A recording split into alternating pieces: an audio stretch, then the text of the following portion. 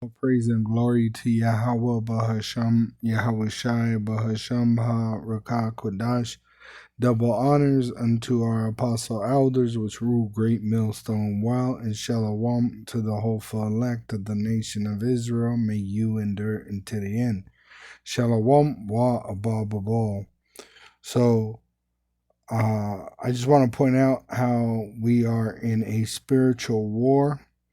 All right. It says in Ephesians 6, verse 11, it says, put on the whole armor of Yahawah Ba'asham, Yahweh Shai, which is the truth.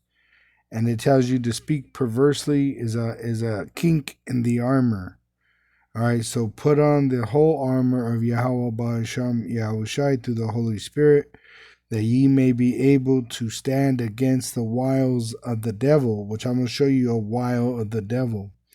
Verse 12, it says, for we wrestle not against flesh and blood, but against principalities, against powers, against the rulers of the darkness of this world, against spiritual wickedness in high places. All right. But now, our weapons of warfare are not carnal, like a gun or a knife. It's spiritual, telling the truth. It says in 2 Corinthians chapter 10, for though we walk in the flesh, though we are mortal men, we do not war after the flesh. We don't believe in the gun. We don't believe that the arrow or the bow could save us. It says, for the weapons of our warfare are not carnal, right? We don't believe in carnal weapons to be able to save us, but mighty through Yahawah Bahasham, Yahweh Shai, to the pulling down of strongholds. We reveal the truth, which destroys this wicked society that is built on lies. Who built it? The wicked, the Edomite, the so-called Caucasian, the red devil the Bible speaks of. It says, casting down imaginations and every high thing that exalteth itself against the knowledge of our power. Yahawah and his son Yahweh Shai, which we know this through the Holy Spirit, and bringing into captivity every thought to the obedience of Hamashiach. All right, so I'm going to go to the co-pilot, all right, which I asked it to build a image of Ezekiel 10, all right, because I've been going through Isaiah, Jeremiah, and Ezekiel, all right, and it tells you about Ezekiel 10, all right. This is the image. It said your image. I said create an image of Ezekiel 10 be accurate. And in Jeremiah 3, it tells you that the throne of the Lord are his people, right? So it says your image inspired by Ezekiel 10 is on its way, right? It gave me this, which it shows you, which represents Yahawah's glory. They put images of so-called white people, but in fact, they would have been so-called black, all right? Yahawah, Yahweh Shai, and the angels, all right, they would have been actually, if it was accurate, described or illustrated as so-called American Negroes. This is what they would look like, the closest reference, all right? Because the tribe of Judah is the tribe that Yahweh Shai came out of, and they were called Negroes back then. I'll show you in Acts 13. It says in verse 1, now there were in the church that was at Antioch certain prophets and teachers, as Barnabas and Simeon, that was called Niger, which is the same where they get nigger, which means black, and Lucius of Cyrene, and Manin, which had been brought up with Herod the Tetrarch and Saul. So they were men of color, all right? They weren't looking like so-called Caucasians, all right? So now You know, I gave AI Copilot, I said, add these people. I said, replace with these people, right? Even Ezekiel would have been a so called black man, but they made him as a so called Caucasian. They made the angels, all right, look like so called Caucasians. They made the Father to look like a so called Caucasian, all right, because that arm that is raised represents Yahawah and the elect. All right. And you have the four wheels which are holding back the four winds. All right. And the seven angels, all right, the six and Yahawah being seven with us, the churches of the elect, all right, as in Revelation 1. Okay. Because you could even look that up. They tell you even in when you Google the information on these things or AI it tells you that the angels are in a human form. All right, here on earth in Revelation 1, talking about the hand of the Lord. All right, so it's dealing with the elect, right? So they did this image. All right, AI gave me the 12 tribes image. All right, but it didn't replace this image with these people. Okay, the reason why is because it's set up not to. All right, so I questioned it. I said, what's taking so long? Because it wasn't working. It was taking long, and I said, hey, what's going on with the question mark? And it says, hey, Jacob, if you're wondering what that last image represents, it's a visual reinterpretation of the 12 tribes of Israel, incorporating the modern day ethnic associations you shared. Each tribe is paired with a portrait reflecting the group listed, right? Which I didn't ask for that. I said, replace this image with this, insert these people into this image, right? And it didn't do it, right? And so I said, who is stopping you? And it says, oof, that's a loaded question and kind of poetic too.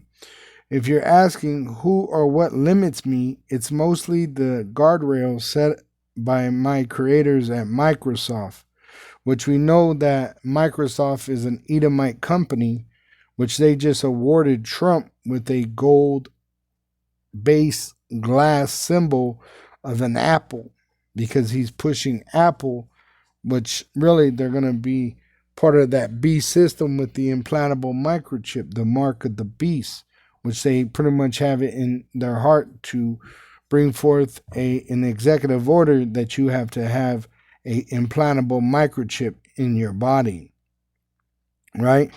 And I just I said, how would this image be harmful when it's true? And it said, that's powerful. That's a powerful question, Jacob. And it gets right to the heart of how truth, belief, and representation intersect. All right. So it gives you the points of politically or religiously, historically, right? Inflammatory. It says potentially exclusionary, or inflammatory, which the Lord prophesied that this truth would be make us an enemy to this world. It says, if one group is elevated as chosen or uniquely tied to divine heritage, which the Israelites are, others might feel erased or marginalized, which really the other nations are nothing. Okay? They are nothing in the eyes of the Lord. Isaiah 40. All right, let's see. He said the other nations are nothing before him. All right, let's see. See, verse 17. All nations before him are as nothing, and they are counted to him less than nothing and vanity, which he only cares about the Israelites. It says in Isaiah 40 and 17 NLT, the nations of the world are worth nothing to him. In his eyes they count for less than nothing, mere emptiness and froth. They're nothing, right? He said if you put them all on a scale, right, that they're nothing. They're like the dust that you just wipe off. Don't give a fuck what happens to it. Like spit. You spit on the ground, you don't worry about it, right? You don't lay in bed and say, oh my goodness, I hope that spit is okay. No, you don't give a shit about it. And that's how the Lord sees the other nations, and they know it. All right. And this is why they cause Israel to sin, so that they could stay relevant. All right. But the Lord's going to show that he loves the Israelites and hates Edom. All right. Romans 9, verse 13. Because he's the man of sin. All right. He's leading these heathen in a war against the Israelite. All right. And they try to promote sin. All right. Look who funds America bonds. It's the heathen. It says in Romans 9, verse 13, as it is written, Jacob have I loved, but Esau have I hated. It says, what shall we say then? Is there unrighteousness with Yahawah Ba'Hashem Yahushai? Yahawah Ba'Hashem Yahushai forbid. In fact, it's going to be a righteous thing when we pay you back. 2 Thessalonians chapter 1, verse... It says in 6, seeing it is a righteous thing with Yahawah Ba'Hashem Yahushai to recompense tribulation to them that trouble you.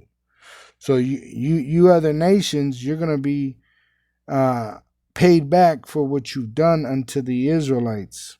Starting with the Edomites and the other nations, you're going to go into slavery under the Israelites.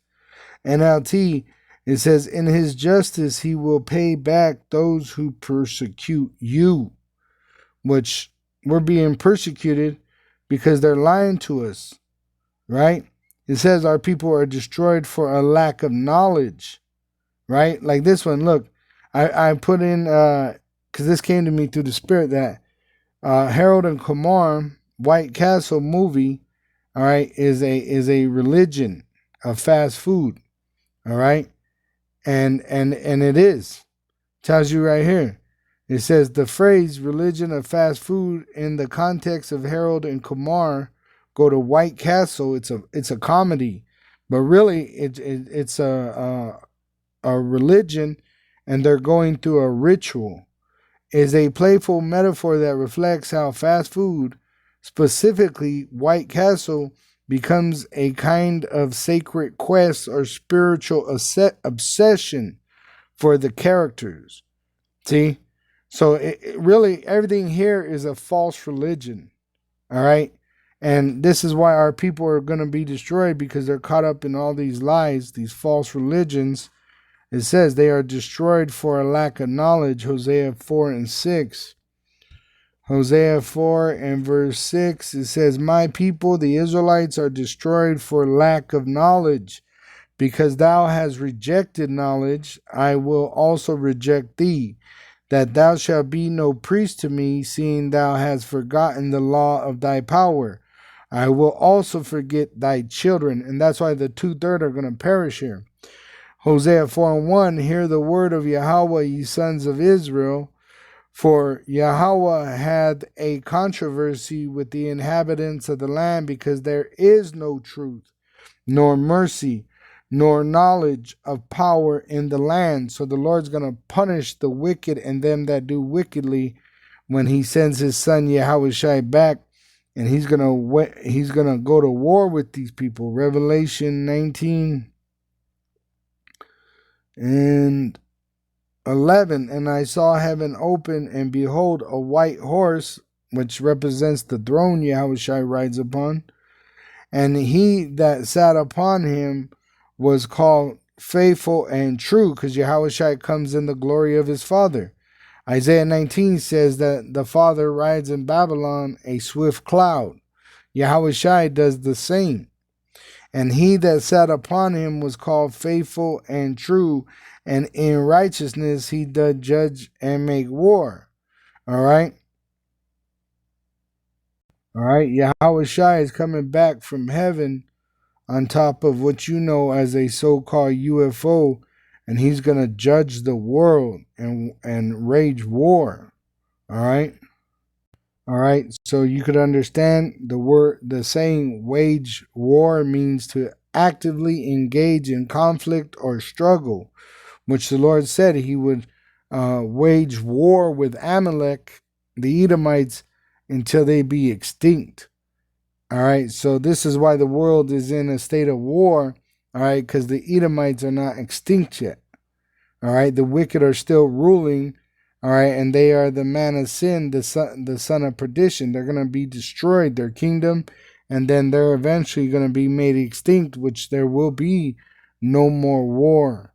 All right, the nations will learn no more war. They will learn to serve Yahawah Ba'asham Yahushai, which shows that they will learn not to murder.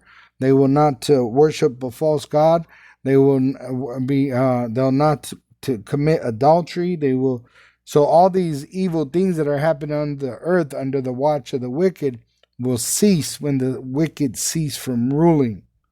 All right, but right now we're in a spiritual war against the wicked and them that do wickedly. We tell the truth, and this is why they hate us, because the light is with us, and they love darkness because they do wickedly. Shalom to the elect wa abba babam.